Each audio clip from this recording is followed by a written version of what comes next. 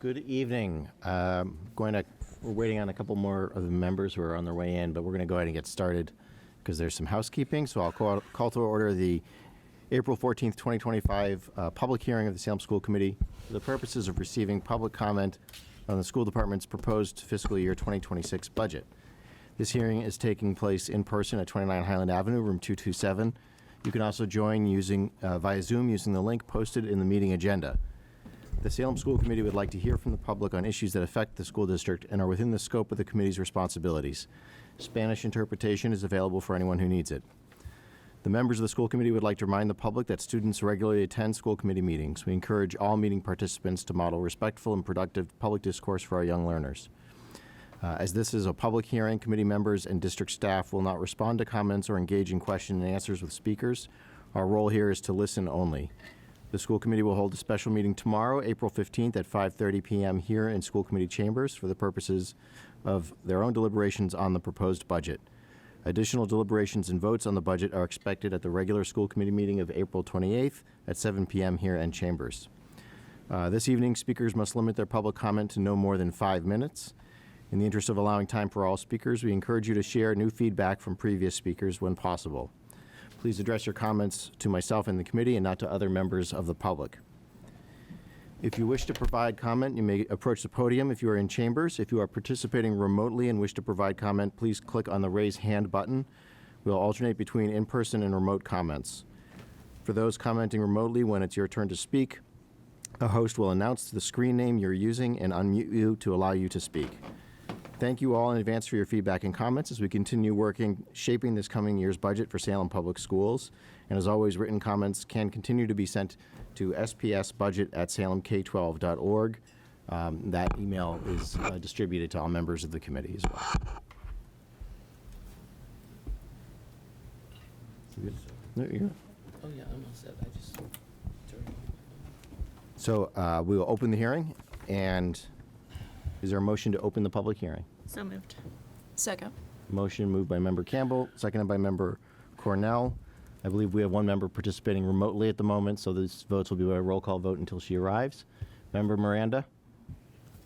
Yes. Member Hoffman? Yes. Member Campbell? Yes. Member Cornell? Yes. Member Manning? Yes. Myself, Dominic, yes.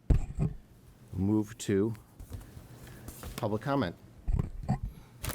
Those who wish to speak can approach the podium and offer comment. The time limit is 5 minutes.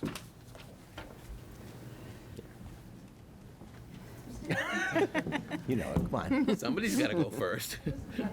Polite.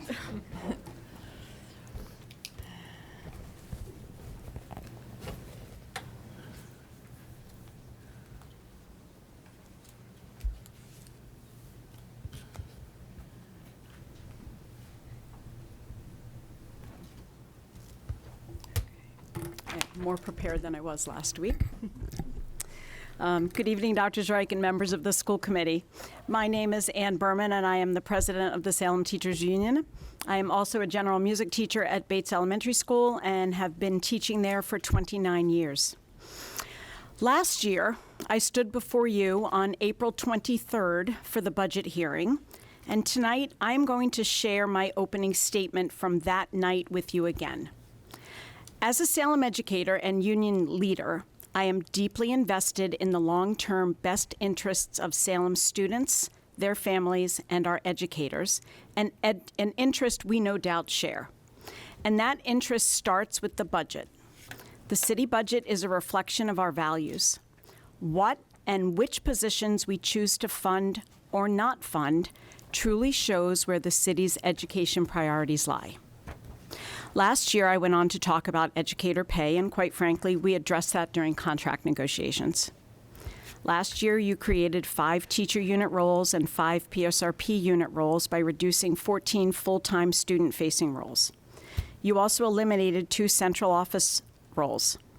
At that time, you also swapped out 2 teacher unit roles for 2 administrative roles.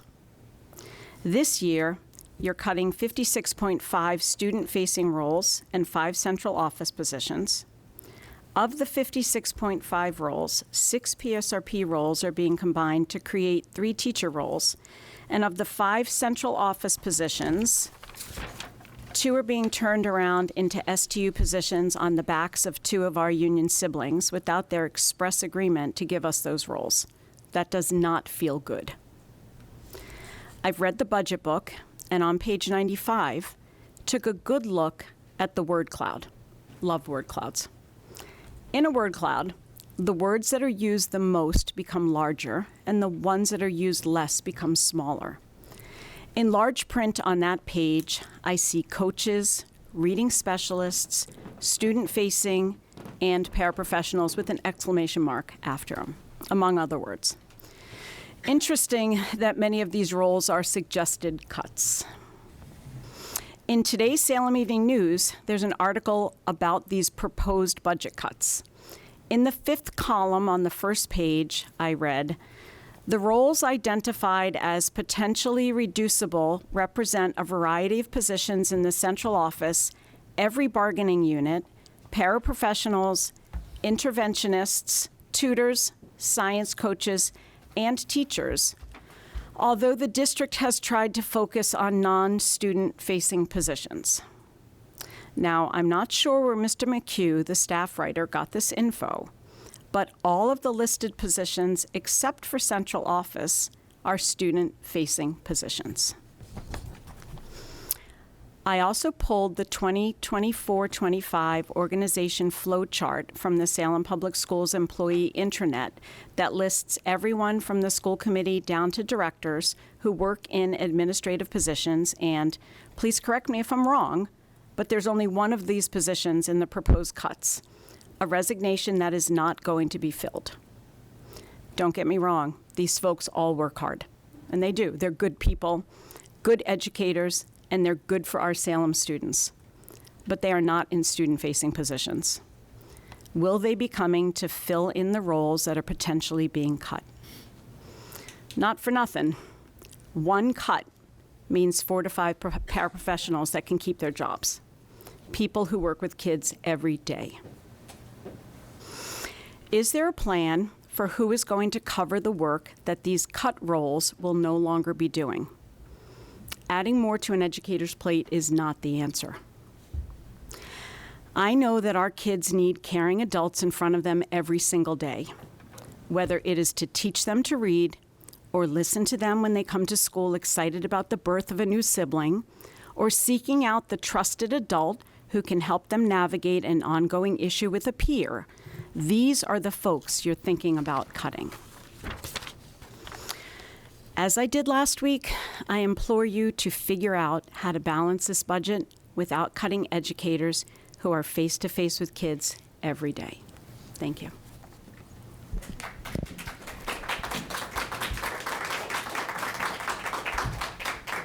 Is there anyone on Zoom for comment? All right, if you can share their screen name and unmute them. Their name is Diane. Diane, you have 5 minutes.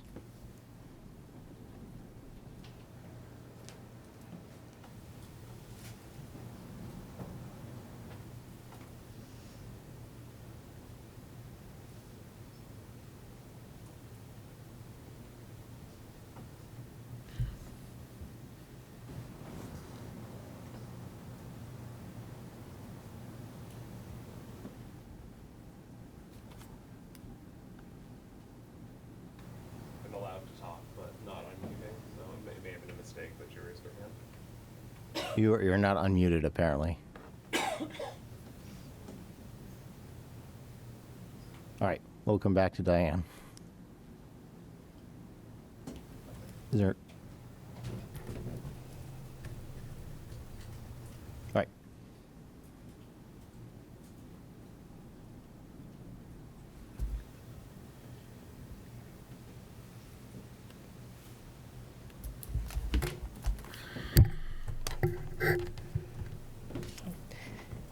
Good evening, Dr. Zweig, Mayor Pangallo, and school committee members.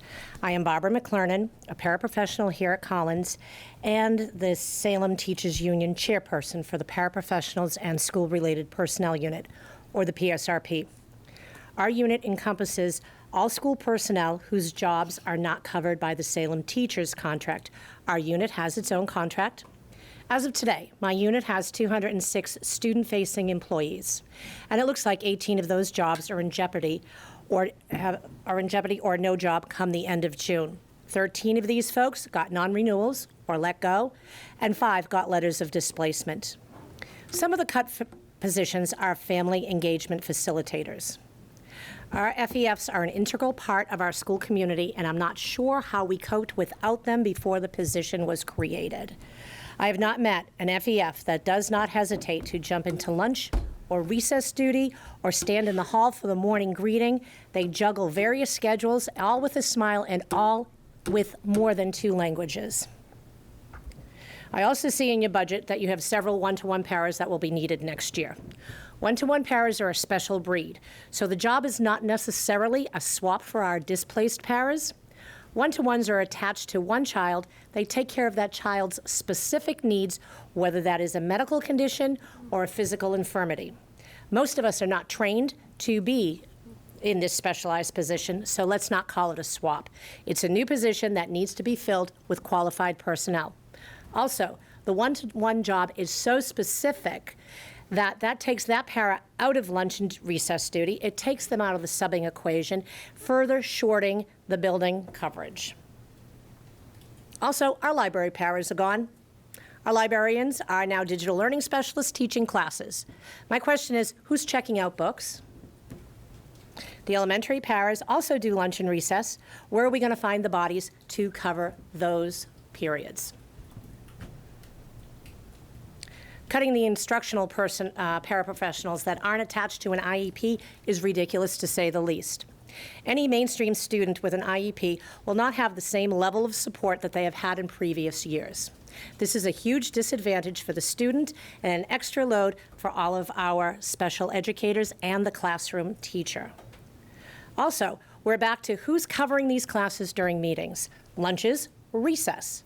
It's mostly the PSRP unit that cover the cafeterias before school, doing breakfast duties, doing lunch duties, recess duties, and bus duties both in the morning and in the afternoon. Who's going to be doing this coverage for our smallest learners? And I do recall an evening last summer when many of you sat here and listened to and asked questions to a room full of educators and paras, probably well over 60 individuals. The message given, and obviously not received, was the importance of the para to the teachers and the students. Last week, Ms. Berman spoke of the importance of what paras do.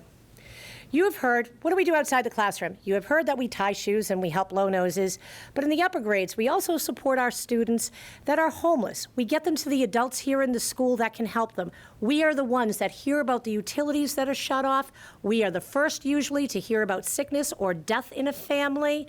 We are the trusted adults, making community out of individuals that have nothing in common. We do small groups in the classroom. We do reading special groups. Whatever is asked, we sub, we do lunch duty, we cover recess, we wipe tears, we explain puberty, we ask City Connects for clothes, shoes, and food. Who will be the trusted adult when there is no para? That part of my rant is over, but I know y'all like your math. So, here are some figures. We just got offered early retirement at 20 years. My year is only 10 months, so I have to work. My 20 years here working is only worth 16.6 years. So the early retirement is really not anything that is able for us to access. We have paras in their 50s that have been in the district for over 25 years, which gives them their 20, but moving them along affects their retirement, removes years of experience from the para pool. Another new topic, but we're still going to talk about numbers. I know you've been a lot of parents have talked about getting rid of the Yonder pouches. The Yonder pouch, when used with fidelity, is an amazing tool. The last few years here at Collins, we did take on the Yonder fight. Everyone did. Everybody here did it, and that is what is key. We enjoy phone-free teaching because we all stuck to that game plan. Now here are the numbers. $27,000 for the pouches divided by the number of school days, $150 a day. For every pouch, that's basically 38 cents a minute, a bargain at the cost when 1 minute of your budget is $836 for the teachers to tell a kid to put their phone away. So keep the pouches. That's my 5. That's fine. Thank you. Thank you, Barbara.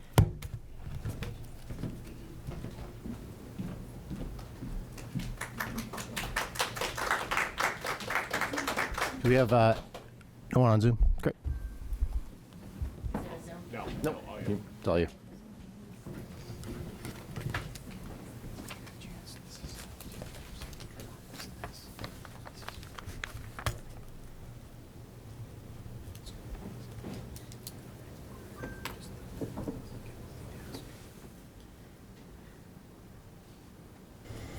Hi, I'm Kristen Mielkars. I'm one of the reading specialists at the Bates School.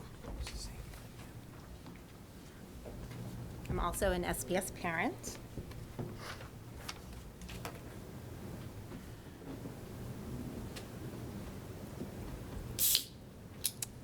And I'm Mary Chula. I'm also a reading specialist at the Bates Elementary School. Tonight, we would like to make a comment regarding the proposed elimination of a reading specialist at the Bates Elementary School. Currently, Bates has 2 reading specialists, and the current budget proposes to reduce this by 1. We are a school of 411 students, and between the 2 of us, we currently provide intervention for 56 students in grades K to 5. With the elimination of a reading specialist position, that number will be reduced by half, and less than 10% of our school will be able to get a seat for intervention. Part of the reading specialist job is to administer the DESE-mandated universal screener in grades K to 3. The regulation from the state requires that all students in grades K to 3 be screened to assess abilities and progress in reading twice per year, and to determine if students are at risk of having reading difficulties.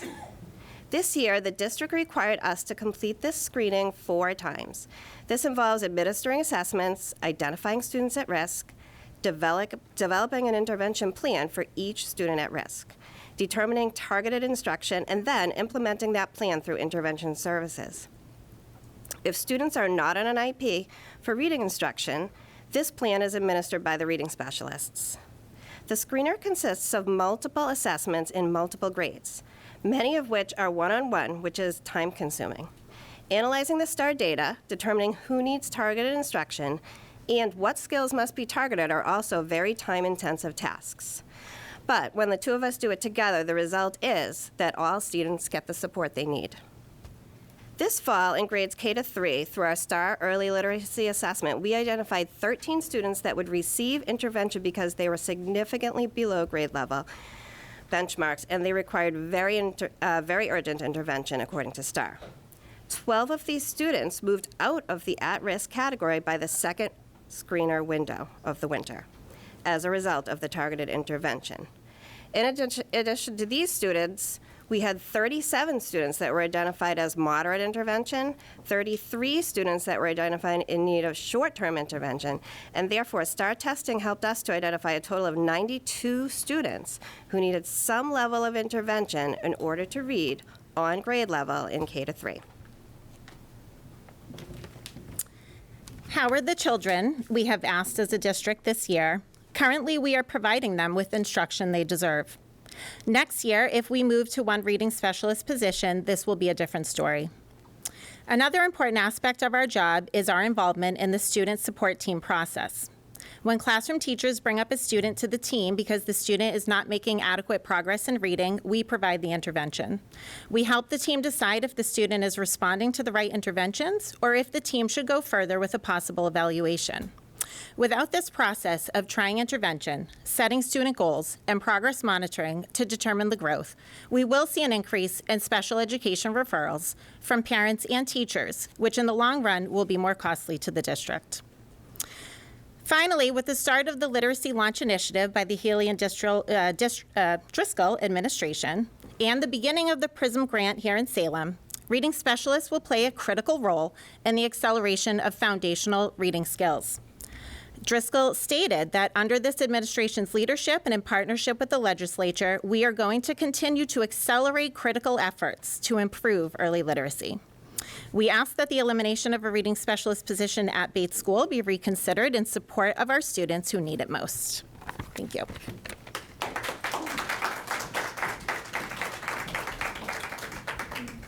Anyone on Zoom? All right. I think we're only in the room here.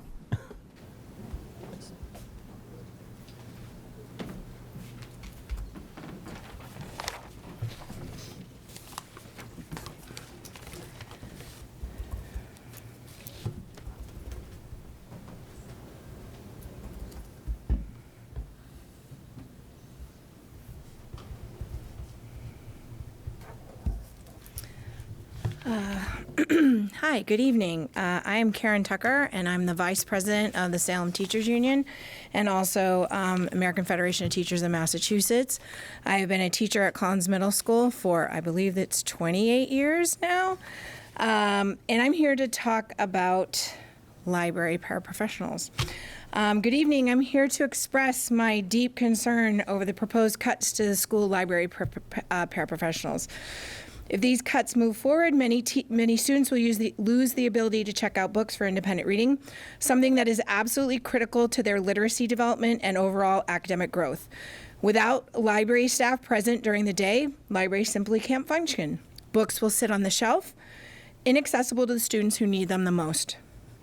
Library paraprofessionals do so much more than manage materials. They help students discover books that match their reading level, interests, and needs.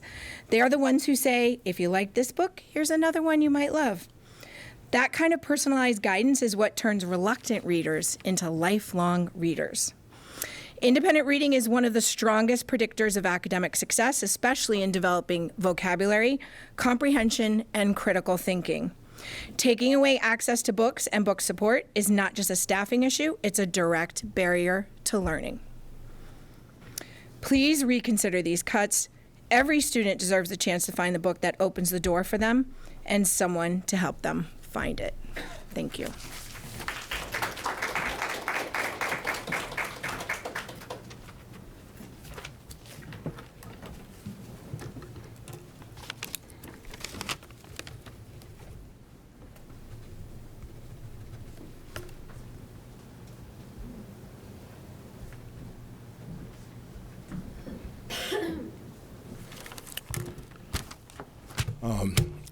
Thank you for the opportunity to speak today. My name is Clifford Exholm, and I've been working in the Salem district for the last year and a half.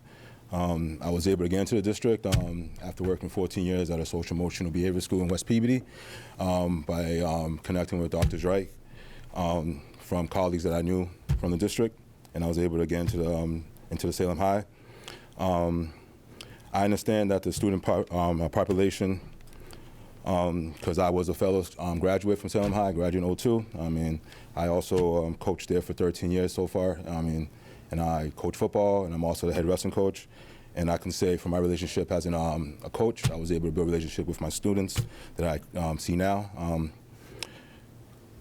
As a wrestling coach, I was able to build the culture from taking the program over with 8 kids to having 50 kids for the last 5 years, finishing off the season usually with 40. So we retain a lot of our student athletes. So we've been very competitive in that aspect, building up the program again. I was able to have 4 state champions. One of them was a female wrestler for the first year of our district. I'm someone who shares the goals and values of this community. I wanted to be here. I got myself into this position because ultimately I want to become a school counselor as I continue my grad school position. I ultimately want to continue supporting the student body by being a school counselor once I'm done with my grad school. I have the privilege of serving as an on-track facilitator at the high school where I was employed. And I was by someone who was deeply committed to the success of our students and betterment of our community. It's come to my attention because due to the budget that this position may be cut. And I want to just emphasize that being a school on-track facilitator is an integral part to students' well-being within the school. It's an important position, and why it's lost to be significant. And the drawback is that it's not just for the school; it's for the students and who rely on our helps to navigate them through the educational journey. The on-track facilitator position works directly with the students on a personal level, guiding them through staying on track with their grades, academic performance, and their attendance. Has a frontline support. We identify students who need the extra, who struggle, and who are failing to stay on track, and need the extra additional support engagement within the education. Many students, obviously at Salem High, face personal challenges, whether at home, with their peers, or within the school itself. And I feel like the on-track facilitator position is a critical bridge between them and receiving the resource they need to succeed. These individual intentions attention, mentorship, and constant communication with parents and teachers allows on-track facilitators to be able to find students who need the help and pull them aside and support them and teach them how to navigate themselves through the high school and how to understand how to get the grades up by speaking to teachers and be able to be individualized and individuals and to support themselves within the building. The importance of the position, I'm sorry. It's not a number for the budget, but it's also for the human factor of the education. When students are on track, they receive a better chance of graduating and pursuing a higher education and achieving their goals. This support system is a key component to helping students feel seen, valued, particularly those who may not be seen or don't have the proper resources at home or within the community. If we cut this position, we risk losing vital connection for our students, who otherwise will not have that in the corners. Without this role, we risk seeing students struggle without the early interventions that we've noticed in the high school. Especially at Salem High with the attendance and the student and family engagement is actually on the uprise. Since I've been there, I've noticed that. I understand the budget cut is necessary and it's a difficult decision to make, but I ask that you consider that we stand to lose when we eliminate positions that directly support students, education structure, and their personal growth. This position is not just a job; it's a lifeline for many students who otherwise will fall through the cracks. I urge that you reconsider the impact of these cuts.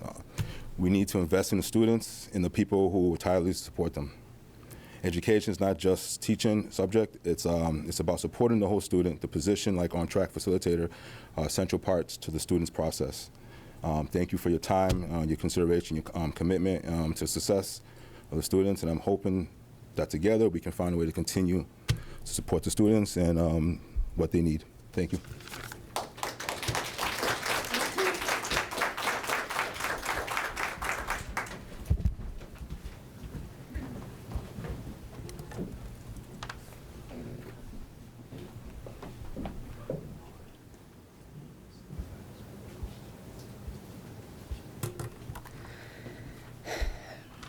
Good evening, Mayor Pangallo, Superintendent Zreich, members of the school committee, and fellow parents. My name is Erica Clifford, and I'm the president of the PTC at the Horace Mann Laboratory School. I'm speaking tonight on behalf of our families, educators, and most importantly, our children. We're here because our school is about to lose something truly irreplaceable, our full-time art teacher, Miss Phyllis Warren. Due to budget cuts, Miss Warren is being let go from her position.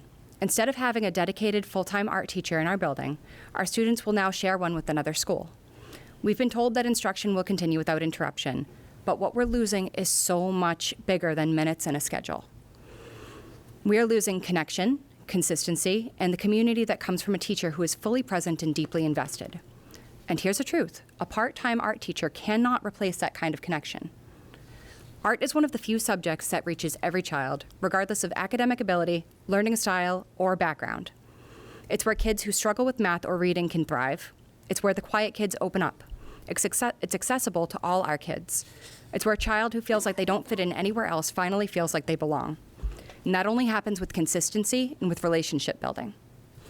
A part-time teacher, someone who is here for a few hours a week, who isn't in the halls, who isn't present in our school's daily rhythm, cannot form the same bonds, cannot build the same trust, cannot be the anchor that Ms. Warren is. The school will be sharing with currently receives 50% art instruction, but their art teacher is based in the building full-time. That consistency matters. It means their students see their teacher in the hallway, covering breaks or prep periods for other teachers, at events, decorating common areas, and supporting colleagues.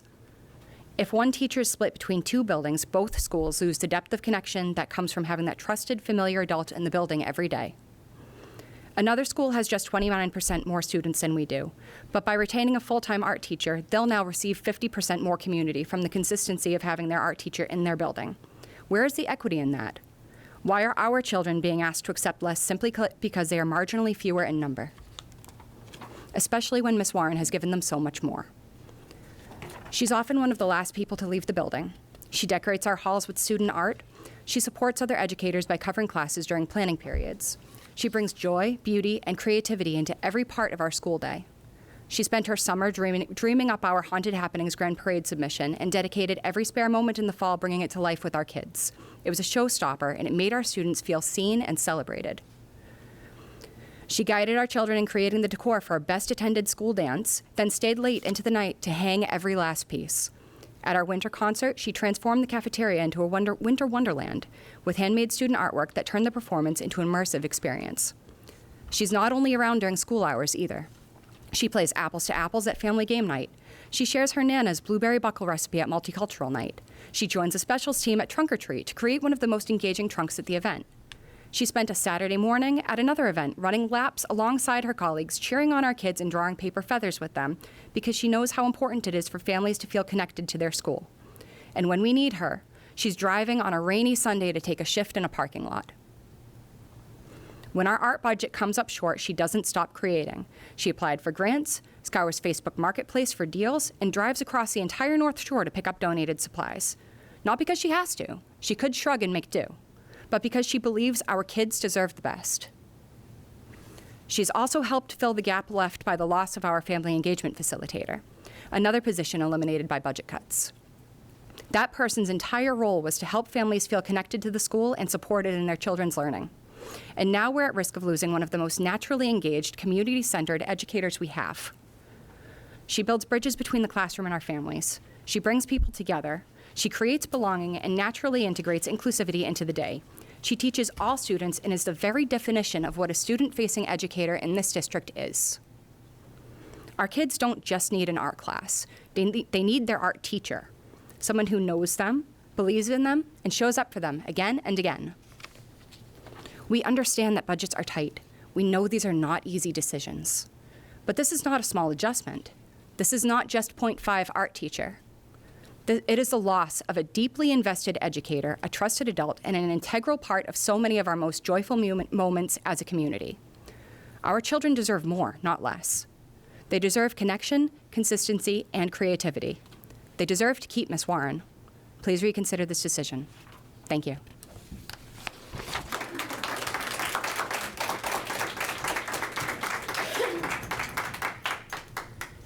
Hello, my name is Heather McLean. I am a parent of a first grader at Horace Mann Laboratory School. I am also a SPS graduate, 1995, showing my age here. But it's quite all right. It's for a great cause. So, good evening, Dr. Zeik, Mayor Pangallo, and the rest of the school committee. Thank you for having us here today. I'm up here with Erica because I, too, am in support of reinstating Ms. Phyllis Warren, and my role here tonight is to read the petition that our community created. Thank you. I apologize. Lost my words here. So the petition is entitled Save Our Art Program, Reinstate Ms. Phyllis Warren at Horace Mann Laboratory School. We have gathered 162 verified signatures for this, and I'm showing my age even more as I put on my readers. So we, the parents and guardians of students at Horace Mann Laboratory School, are calling on the school district to please reconsider the decision to eliminate the full-time art teacher position at our school and to reinstate Ms. Phyllis Warren for the 2025-2026 school year.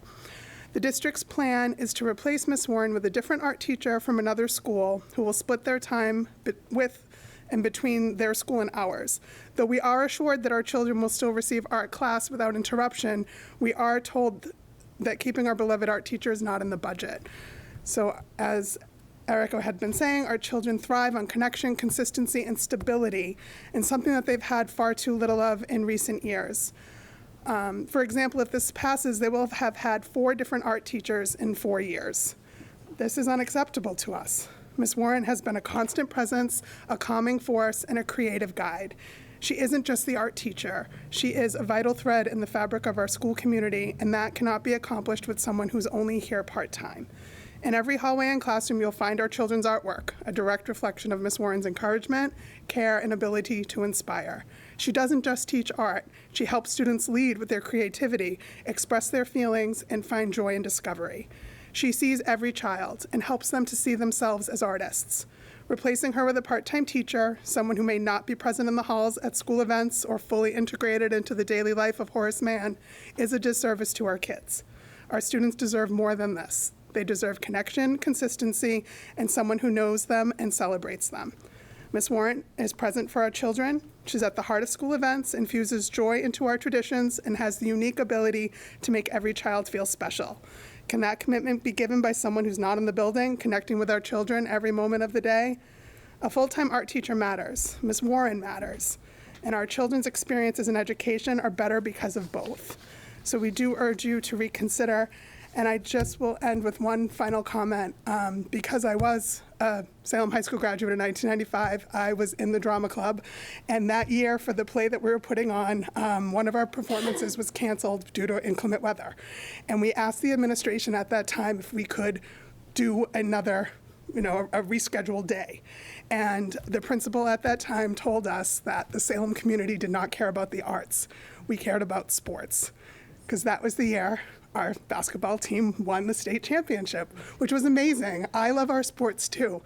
But our community does indeed care about the arts. I cared about it as a student, I care about it as an adult and as a parent, and I know you guys care about it too. I know these are not easy decisions anyone's making, but I had to put my cause behind something I believed in, and this was it. So thank you. And if it's at all possible, I do have copies of if I could leave them for you? Okay. Would you like me to pass them out? I'm not sure what to do or what the protocol is, so that's why I was just asking. Yeah, the school committee secretary. Perfect. Thank you so much. Yeah. You want to keep anything? No, I'm good. She'll make sure we all get them.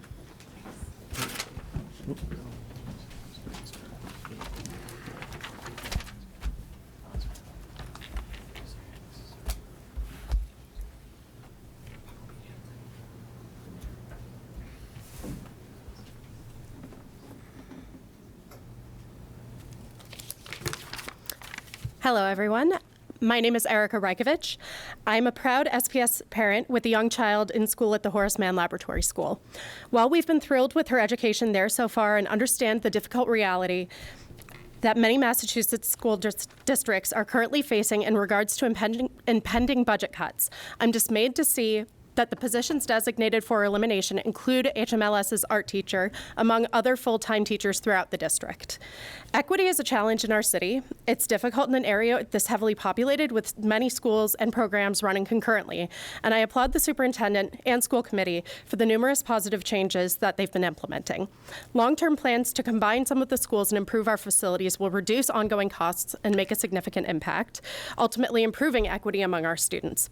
However, proposing to eliminate the full-time art teacher position and plan for another teacher already established in the school system to split their time halfway between the two schools inevitably puts our community at a disadvantage.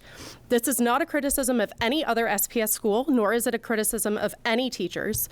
It is a concern that stretching our existing teachers thinner will only lead to burnout, and at least one of these schools will likely suffer for it. When the teacher who is ultimately designated to split their time between schools has a pre-established community of fellow staff and students at one, I worry that our children at the other will get the short end of the stick. The onus wouldn't lie with the teacher as they've been placed in a difficult situation, but ultimately our children would be the ones to suffer the consequences. I strongly support the potential plan to consolidate pre-K programs currently housed at the ECC into HMLS or another existing school beginning in the 2026-27 school year. Since the ECC and Bentley currently share a campus and an art teacher whose time is split between the two schools, it could potentially be more logical to keep a full-time art teacher at Horace Mann in preparation for when the school ultimately absorbs those ECC students. I'm also disappointed to see how many frontline teacher positions have been designated for elimination as opposed to only 4.5 employees from the central office, or those who don't directly interface with our children on a daily basis. I'm concerned about maintaining safety in our schools when over 50 positions are slated for elimination district-wide, as opposed to the comparatively minimal impact on administrative and directorial staff. I implore you to rethink restructuring those positions, laying off full-time teachers who are developing relationships with and providing consistency for our children every day and for years on end, leaves me concerned and indicates that the district's priorities may be misguided or at the very least short-sighted. potential position and student population restructuring restructuring aside, I want to emphasize that Ms. Warren is an involved, trusted, beloved teacher and leader in our school community. Our children engage in citywide activities through her instruction and creativity, which includes Horace Mann's participation in the annual Haunted Happenings Parade. Through her, our children learn not only self-expression and improve their motor skills, they develop broader understandings and appreciation of other cultures, build self-esteem, and become civically engaged. Significant data is available to show the wide-ranging value of arts education. While I'm sure that the school board and the educators are well aware of these facts and their importance, I want to reiterate that Ms. Warren serves as a role model and embodies these values for hundreds of Salem students. To conclude, budget cuts are an unfortunate reality and require cautious consideration with equity, safety, and consistency in mind.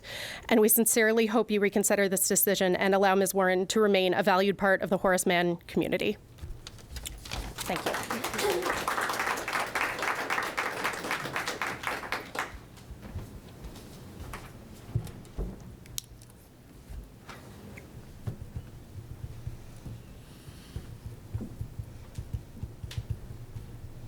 Hello, everyone.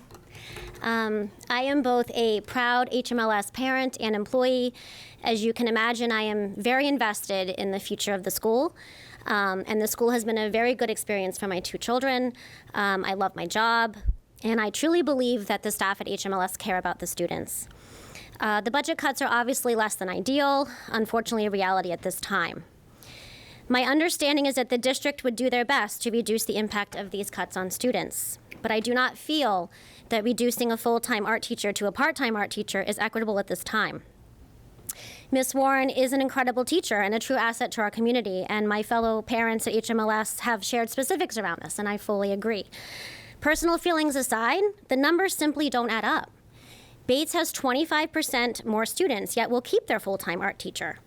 HMLS is adding another sub-separate classroom next year, which means our student population will continue to increase. There's also a strong possibility that the ECC will be moving into this building in the next couple years. The ECC currently shares their art teacher with Bentley. Does this mean that 2 part-time art teachers will be coming into the building?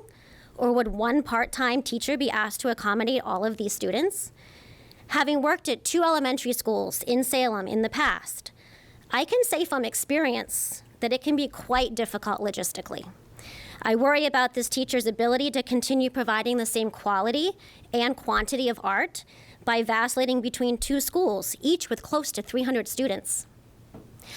I am fully aware that there are no easy decisions here. However, if my children and students at the school have yet another art teacher in the fall, it will be their 4th art teacher in 4 years. This much change makes it hard to develop trusting relationships and for students to fully get their footing in the subject matter. I am respectfully asking the district to reconsider the cutting of our full-time art teacher so that equity can be preserved. Thank you.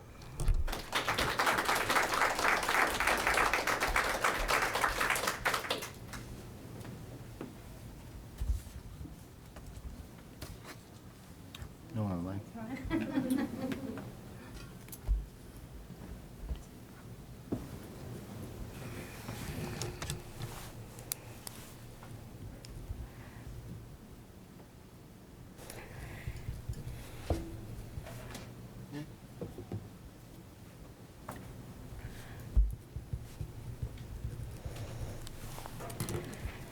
Good morning, good evening, Mayor Pangalo, Dr. Drake, members of the school committee.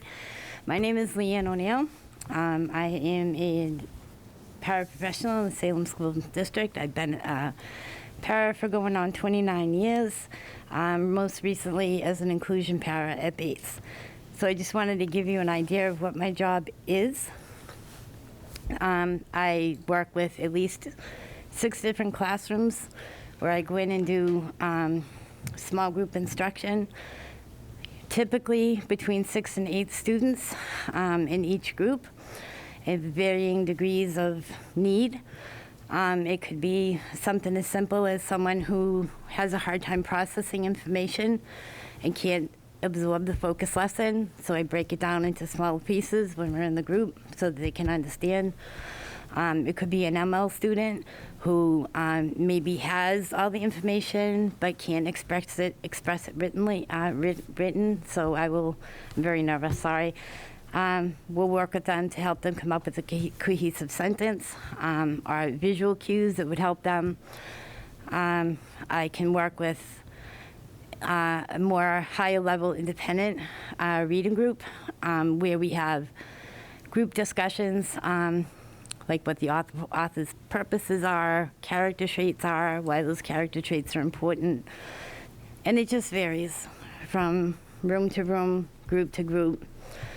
On top of that, I do 2 school lunches and recesses a day.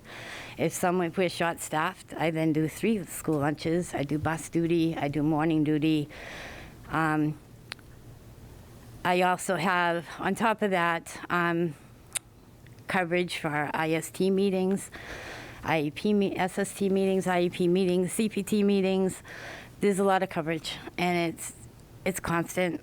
But now with having a shortage of subs, I have been subbing more and more and more. In fact, the day that we were celebrating Paraprofessional Day, I was subbing for 3 different people. So that looks like me going into one classroom till that class goes to specialists or lunch, and then I go to the next class till that class goes to specialists or lunch, and then I go to the next class where it's dismissal time, and then I have to make arrangements to dismiss those kids and get to bus duty at the end of the day. So it's a lot. And then the very next day to come in and get called into the office to told, we don't need you anymore in this position.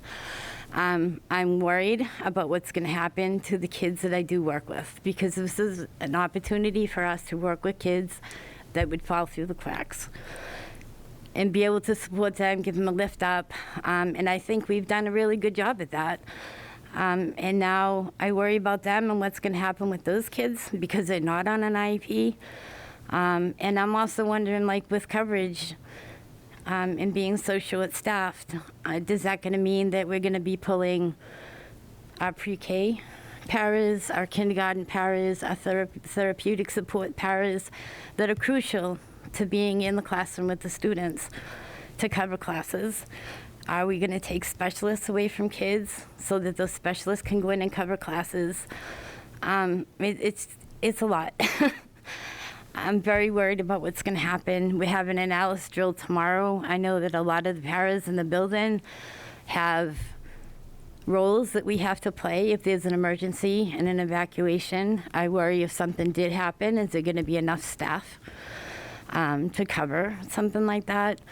I just hope everybody reconsiders and thinks about the students, because I think they need to come first. And I'm not so sure that that's going to happen if we're pulling so many people from positions where we work with kids every day and we supply those things that the teachers can't necessarily give in the class during the day. I don't know what else to say. I mean, it's hard. I understand that it's a hard decision to make.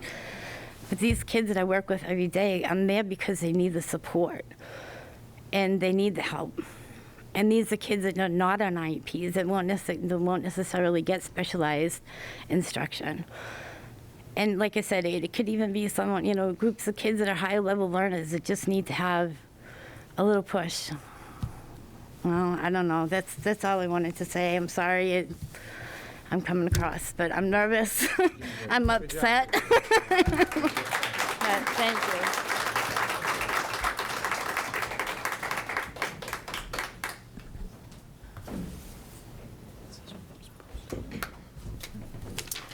Good evening, everybody. I wasn't planning to speak, but I remember that I am the 2025 Massachusetts AFT Distinguished Member Award for this year for the support I provided to the PSRP unit during the past negotiations.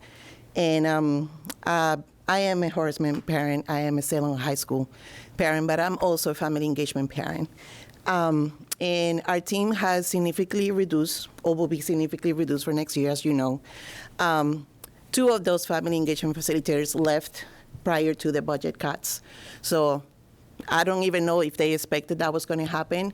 But my only question is, do you know what a family engagement does in our buildings? We're not just there to do interpretation, translation. We're there to engage with families. So both the district, the teachers, and everybody in the buildings don't have their own ideas that our families don't want to hear about their child's educations. I know we're capable, the team that is remaining. I know we're capable to do the work. I'm glad to have a job because I got to pay rent in a city where the rent keeps going up and I'm not a homeowner. And I know, like I said, we're capable to do the job, and this is not by any means, because I probably will be spoken tomorrow, by any means that I am like attacking my superiors or my administration. But I want to know how family engagement is going to be done next year if we're going to be shared between two schools. How am I going to welcome every single kiddo that comes to our buildings after the school year has already started? I want to know how am I going to do pre-K and kindergarten tours next year, and who else in the buildings is going to take on when in my current building, I'm the queen of tours, okay? I want to know who's going to reinforce attendance in my building like I have been doing this past year, and our numbers are speaking. And those are all questions, valid questions, that I have raised to my the person I report to. But I want this group to think about this. That is 3 remaining elementaries FEF for next year. That means I'm currently, because Horace Mann doesn't have an FEF, I'm currently supporting those 2 buildings. And obviously, because I belong to Bentley, that is the connection. That's where my heart is, right? But as a mom, I'm part of this team. And it's hard.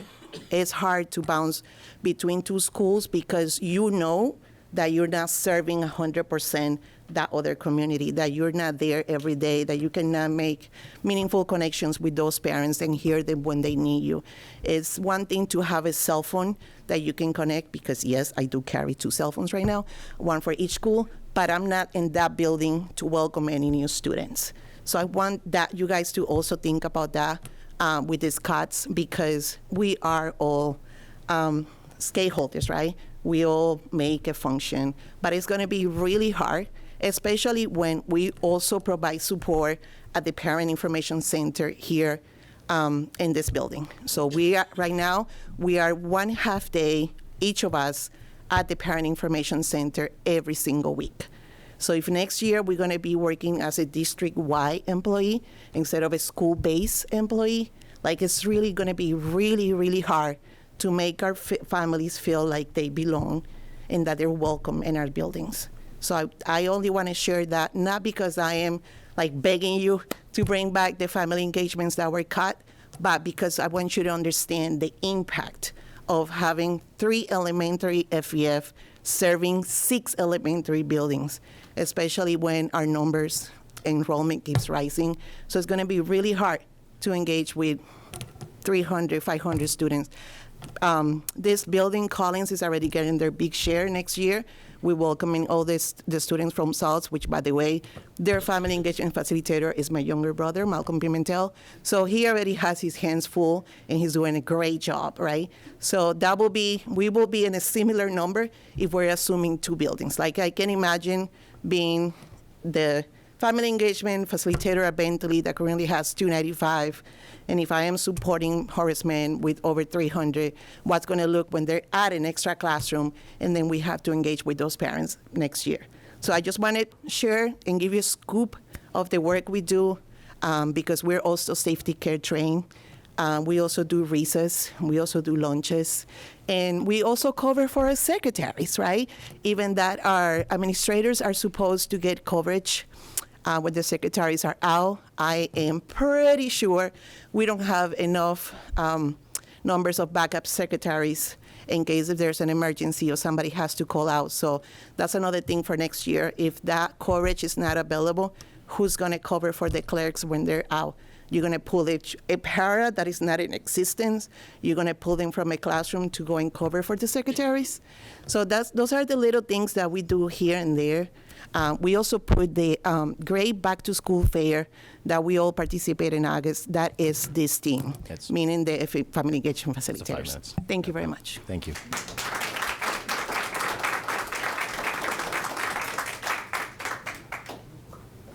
Nobody in Zoom land?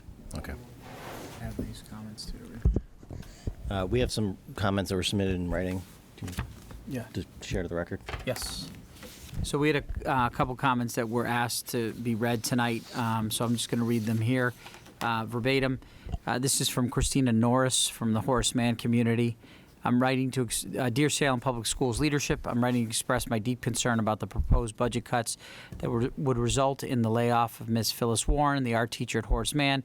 As a parent of 2 third-grade children with disabilities, I can't emphasize how vital the arts, and specifically a compassionate, gifted teacher like Ms. Warren, are to their growth, treatment, and overall well-being.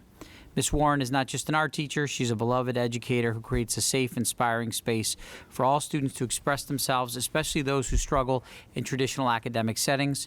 One of my daughters, for instance, is so drawn to art that I often receive notes from her school saying she spends much of her day engrossed in creative projects instead of the academic work she's expected to be working on at that moment. And the one class where she consistently succeeds and shines, you guessed it, art. While I understand the intention is to continue offering art by splitting time between schools, this plan is unrealistic and unfair to both the incoming teacher and the students. A shared teacher cannot possibly give each classroom the time, energy, and consistency it needs. Art is not just another box to check, it's a critical outlet for students like mine. Ms. Warren's presence and dedication are irreplaceable. I urge you to reconsider this decision and look elsewhere for necessary cuts. Eliminating Ms. Warren's position would not only be a disservice to Horace Mann, but a blow to the entire Salem community. There is also a huge importance in having Ms. Warren be in a full-time position. Please don't take this vital resource away from our children. Thank you for your time and consideration. Sincerely, Christina Norris. Okay, another comment to be read, also from the Horace Mann community. Hello, my name is Laura Olson, and my daughter Paisley Olson is in third grade at Horace Mann. I'm unable to attend the meeting, but would like my comments to be read and hopefully factored into the decision-making process. I truly believe it would be a mistake and a detriment to Horace Mann to let Ms. Warren go. Our children have already dealt with inconsistency with having a new art teacher last year and then having that person leave abruptly. They were so lucky to have Ms. Warren as a replacement who has been so great with the kids. One of my fears is that by replacing Ms. Warren with another new face is that that person may also end up being inconsistent and leaving abruptly. We have found someone who's dedicated to our children and connects with our children. It would be a mistake to let that person go in favor of an unknown. Paisley has had nothing but positive things to say about our class with Ms. Warren. She comes home happy to talk about class, clearly being engaged in the learning. I cannot fathom taking away someone and something that has been so positive for our children, someone who reaches them and connects with them. After the inconsistency they have already experienced, it is especially upsetting to think about. I am hoping you will make the decision to keep Ms. Warren and the full-time art program at Horace Mann. Our kids deserve a robust program staffed by adults who know them and are dedicated to them, and that's what Ms. Warren is. Thank you for your time, Laura Olson. We have public comment online now. Okay. Jeff Millar. Let me know when he's unmuted.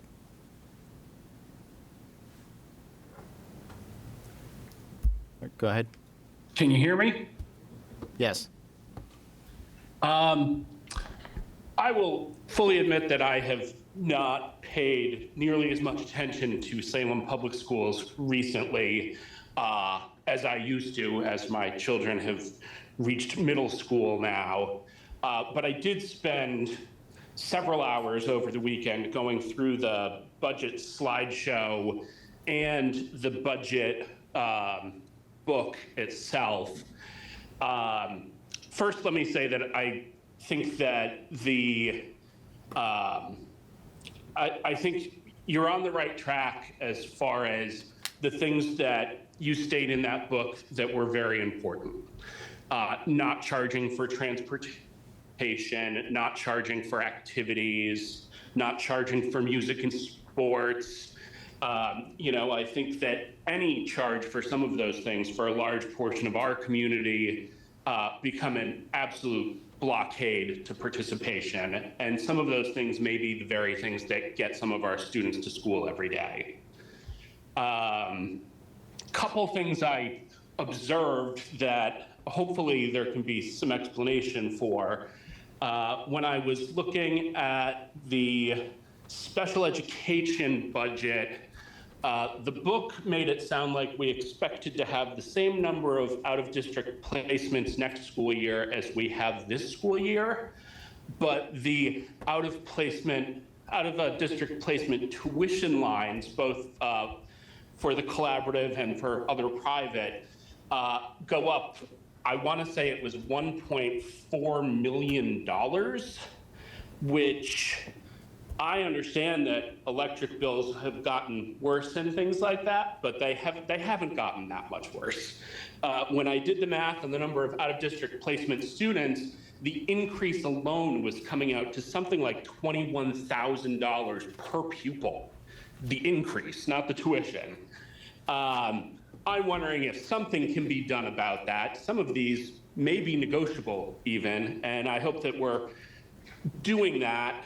And I'm hoping there can be a little more explanation to what's going into, such a large increase for the same number of placements, because it just doesn't make sense to me. Additionally, I saw that in the feedback that you've received, lots of people mentioned that we don't really need yonder pouches. I will disagree with that. As somebody who had a new middle schooler when the yonder pouches started, I asked the teachers and administrators in Collins Middle School about it fairly regularly, and the feedback I got was, it's wonderful, it's changed the way kids interact with each other, it's taken away a massive distraction. So whether it's yonder pouches or something else, I think getting phones out of kids' hands, not just in class, but in the hallway between classes at lunch, has been a big win.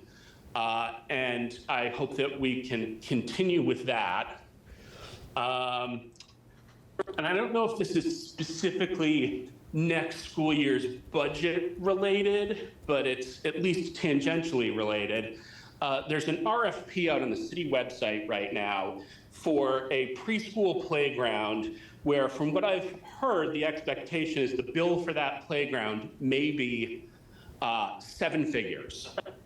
I think given the struggles of this particular year, we should pull that bid right now, especially as we start a conversation about whether or not we need to close an elementary school. I don't think we should start $1 million projects at elementary schools until we've decided, are we closing one, and if so, which one?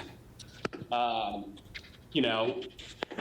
think that we've got a perfect storm this year of, the end of ESSER funds, a new teacher's contract that I think we all know needed to happen, but absolutely adds cost, and in a year that's tight, and in a year when we don't really know what the federal government's got up their sleeve next. So I just, I think there are some certain things I've seen, like that potentially $1 million+ playground, that don't seem like they have to be now. Thank you. Thank you. Any further comment from anybody here? Any further comment on Zoom?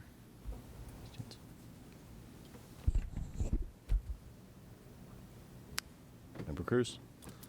Thank you, Mayor Pangalo. In keeping, I think, with the spirit and tradition of what this committee's done in the past with the budget, I think we're having a meeting tomorrow as a committee where we'll be able to ask some questions. This is the public's time, but there may be new developments over the next couple of weeks, and so I'd just like to make a motion to keep the public hearing for the budget open until the actual meeting on the 28th, when we'll be voting on the budget, so that if there are any new developments, we can continue to hear from folks about the budget and provide additional inputs. So my motion would be to keep the public hearing I open. don't think we need a motion for that. We would need a motion to close it. We would just need a motion to adjourn. I think we've made the motion before, right? I'm pretty sure we have. We have made a motion to keep it open to the date, and then we've publicized that it's still open. Second. There's a motion for Member Cruz, seconded by Member Manning, to keep the public hearing open. Under discussion, seeing none, all in favor? Any opposed? Unanimous in favor, carries. Before we entertain another motion, just want to thank everybody that came to provide comment today. It was very, very helpful and very informative, and also just the folks who provided written comment to the committee, also helpful and informative. We are continuing to receive written comment to SPS Budget at salemk12.org. As Member Cruz mentioned, we have a special meeting tomorrow for the committee members to discuss the budget presentation and respond to the thoughtful feedback that was presented today from the public. And then we anticipate the regular meeting of the 28th will likely be the meeting for votes on the budget. Yeah. I just wanted to check that very first person that we said we'd get back to. Is that? Was that taken care of? And She left. So she left? Okay. Right. Well, thank you. Thanks. Member Cruz? I just wanted to take a moment of personal privilege. So thank you, Mayor, to ask the members of the Salem School Committee and members of the public that are here today to join me in both celebrating and mourning the loss of a Salem Public Schools alumni from the class of 2010, my dear friend and classmate, Josh Dimino. I first met Josh on the playground at Horseman Lab School, and he was a standout athlete from the time that he was in Little League to his days on the Salem High School football and basketball team, baseball team, and his time here at Collins.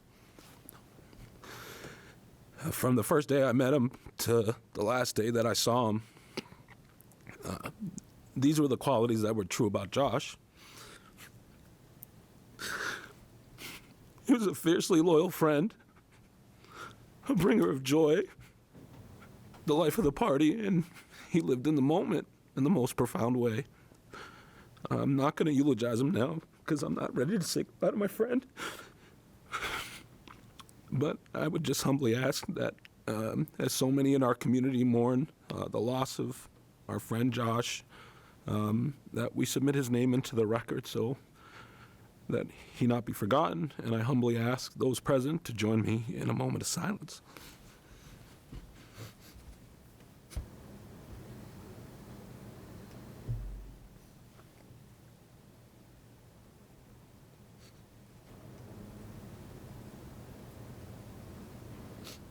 Thank you.